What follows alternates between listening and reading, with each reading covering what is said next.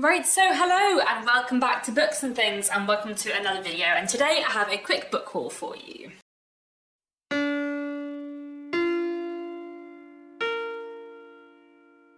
So I know it hasn't been all that long since my last book haul, but I have got some new books. Not too many books to share with you today, but some.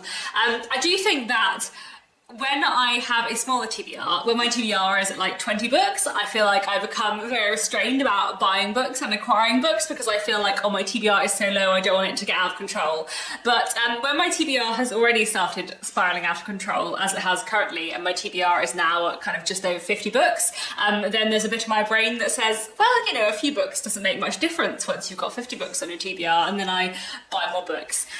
So that shouldn't happen. However, quite a few of these books are short. And of the 6 books I had to show you today, 2 of them I have already read, so these are like physical copies of books that I didn't have physical copies of, rather than new books going onto my TBR. So I'm only adding 4 books, and 4 pretty short books onto my TBR, so not the end of the world. So I'll start off with the 2 books which I have already read, which aren't going onto my TBR, and these are these 2.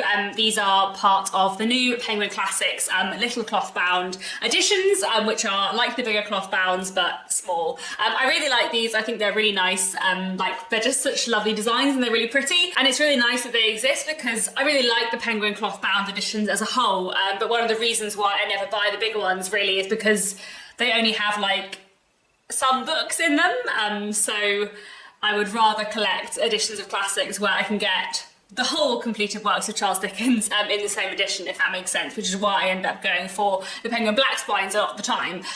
But it's really nice that they now do these mini ones which contain books which you often otherwise don't get on their own in single editions. So the 2 books I've got here, the first one is Breakfast at Tiffany's by Truman Capote. So I've read this before. I read it in 2020, but I got it out of the library, so I didn't have a physical edition, but I really, really loved it. It was one of my favourite books of 2020, so I thought it would be nice to get myself a physical edition, and this one is very nice. I'm sure that I will reread Breakfast at Tiffany's at some point in the future, and yeah, very nice to have this lovely little edition. And then the other one I got was a little edition of Lady Susan by Jane Austen. I love Lady Susan. It's fantastic. It is an epistolary novella by Jane Austen about a very interesting and compelling and rather mean character called Lady Susan, and her interactions with the people around her and her efforts to get her daughter married off.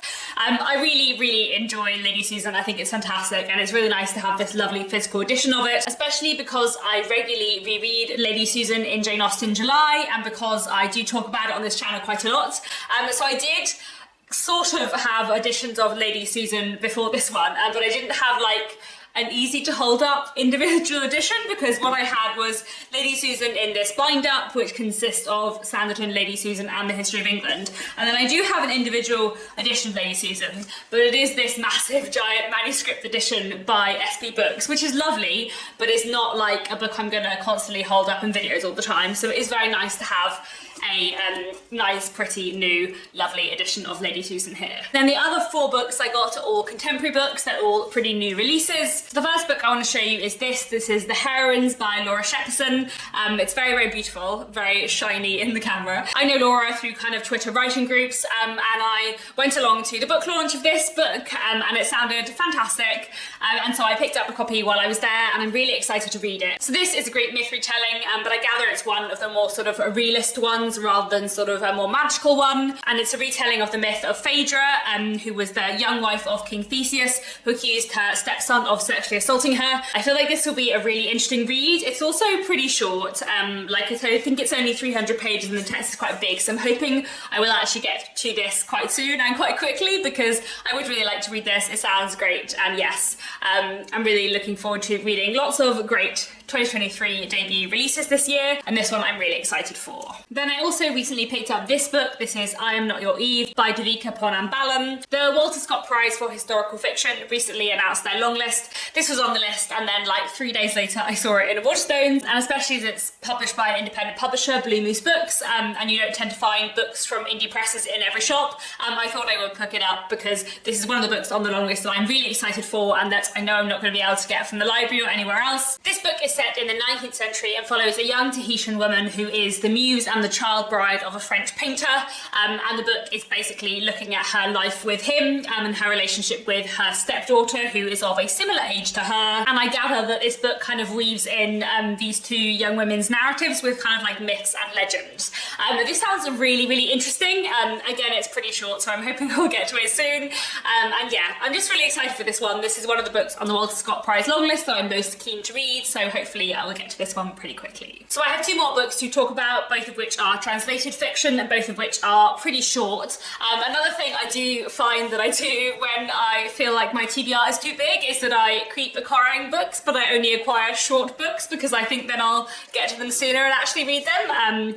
I feel like that is not necessarily the best way to think about the books you're reading, but there we go. But anyway, this is Thirsty Sea by Erica Moo, translated by Clarissa Botsford from the Italian, and this is a book that I'm really intrigued by. So this was a very spontaneous book purchase for me. I was walking around Waterstones and I just saw this cover and something about it appealed to me. This is a book which is about a young woman who is kind of reflecting on her life on the anniversary of her sister's death. I feel like this might be a book that is slightly more like on the literary end of my reading taste. However, there was just something about the title and the cover that really appealed to me, and I have been meaning to read more from different countries, more in translation this year, so I thought this would be one worth a read, and yeah, I'm excited to read this very soon. Then the final book I have to mention today is this. This is Weasels in the Attic by Hiroko Oyamada, and this, I mean, I just feel like this cover is so delightful that I really wanted to buy this, and it's also like less than 100 pages, so I feel like I will finish this very quickly. And this is translated from the Japanese by David Boyd, and I'm pretty sure I've read some other things translated from Japanese by David Boyd in the past, so that's good too. And this just sounds like a really interesting book. So apparently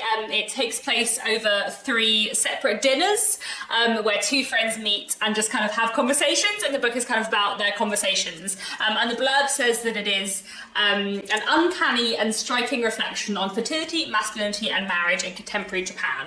And I just feel like this sounds really interesting, plus I'm really enjoying this cover very, very much. And I have been meaning to read, as I said, more in translation, and Japanese literature is something that I really enjoy.